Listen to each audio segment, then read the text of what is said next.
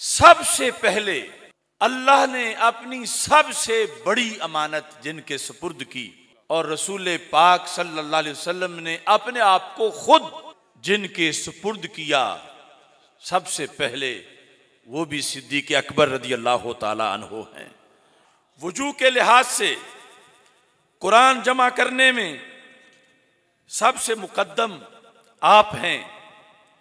कुरान मजीद बुरहान रशीद से इस्तिदलाल करने में सबसे मुकद्दम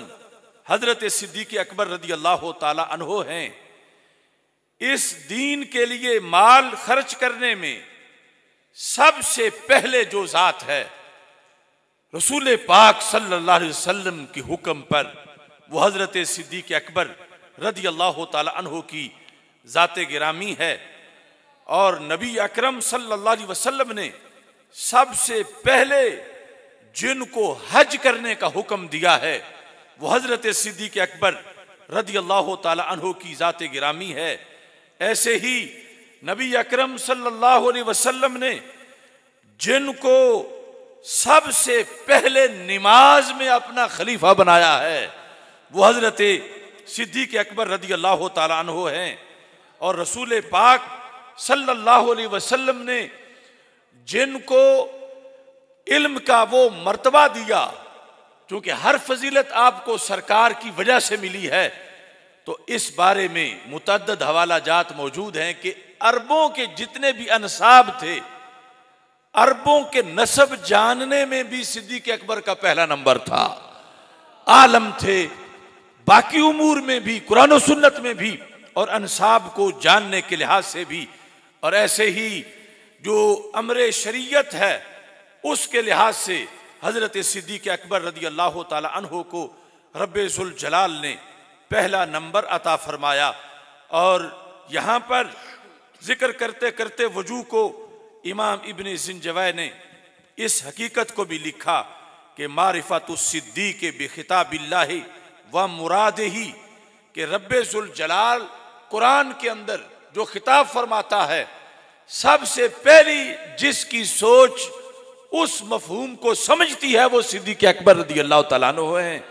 और सरकार जब हदीस बयान करते हैं, जिस तरह की बुखारी शरीफ में है, उस वक़्त भी सहाबा कहते हैं वकान अबू बकरिन आलमाना, कि हमें पता नहीं चल रहा था इन अल्लाह खैरा अब्दन के अंदर किस जात को सरकार जिक्र कर रहे हैं, हमें पता नहीं था। लेकिन सिद्दीक़ अकबर उस वक़्त भी पहले नंबर पर थे कि ये बात और किसी की नहीं हो रही, बल्कि रसूल अकरम सल्लल्लाहु अलैहि वसल्लम की जाते गिरामी की बात हो रही है। ऐसे ही नबी अकरम सल्लल्लाहु अलैहि वसल्लम के फैसलों में राय देने के लिहाज से और सरकार दो आलम सल्लल्लाहु अलैहि वसल्लम की पॉलिसी को समझने के लिहाज से हुदैबिया का जो मौका था, जब रसूल पाक सल्लल्लाहु अलैहि वसल्लम ने ये मुआहदा कर लिया कि उम्रा अगले साल करेंगे, अब यहीं से वापस चले जाएंगे, और तो और रहा हजरत अबू बकर सिद्दीक रदी अल्लाह ताला अन्हो के बाद जिनका नंबर है हजरत उमर फारूक रदी अल्लाह ताला अन्हो, उन्हें समझ नहीं आ रही थी कि कैसे हो सकता है कि हम यहीं एहराम खोलें, यहीं कुर्बानियां कर दें और यहीं से हम वापस चले जाएं। हम जब जिहाद के लिए निकले हैं और जज्बा जिहाद और शौक़ शहादत में वो आकर यहां तक कह रहे थे अलसना अलल हक, क्या हम हक पर नहीं हैं? जब हक पर हैं तो वापस क्यों जाएं?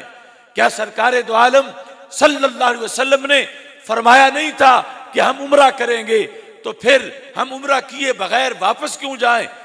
जो जवाब हजरत उमर को रसूल पाक सल्लल्लाहु अलैहि वसल्लम ने समझाया था और उमर फारूक रदी अल्लाह ताला अन्हो बाद में उसका इजहार करते रहे, वही जवाब हजरत उमर रदी अल्लाह ताला अन्हो के सारे सवालों का सरकार से सुने बगैर अपने तौर पर हूबहू एक हरफ की तब्दीली के बगैर जिस जात ने दिया है वो जात सिद्दीक़ अकबर की जाते गिरामी है। मसलन जब सरकार दो आलम सल्लल्लाहु अलैहि वसल्लम ने फरमाया उमर मैंने कहा था कि हाँ उमरा करेंगे, क्या मैंने कहा इसी साल करेंगे? तो उमर ने कहा नहीं या रसूलल्लाह, ये तो आपने नहीं फरमाया था, तो फरमाया फिर करेंगे। यानी ये इल्मे नबूवत है कि उमर अगले साल भी तुम जिंदा होगे, मैं भी हूंगा, उम्रा करेंगे। अब दूसरी जगह बैठे अबू बकर सिद्दीक रज़ी अल्लाह तआला अन्हु, यहां से उठते ही हजरत उमर वहां चले गए। जब वहां जाके पूछा तो हजरत अबू बकर सिद्दीक ने भी पहले 2 सवालों के बाद जब यह सवाल हुआ कि सरकार दो आलम सल्लल्लाहु अलैहि वसल्लम ने तो फरमाया था कि उम्रा करेंगे, अब उम्रा किए बगैर कैसे चले जाएं, तो हजरत अबू बकर सिद्दीक रज़ी अल्लाह तआला अन्हु फरमाया, हाँ फरमाया था उम्रा करेंगे, लेकिन उमर क्या ये फरमाया था कि इसी साल करेंगे। यानी ये है अव्वलियत सलाहियतों में कि उनको नबी अकरम नूर मुजस्सम शफी मुअज्जम सल्लल्लाहु अलैहि वसल्लम की मुतलकन पॉलिसी जो है, मजाज जो है,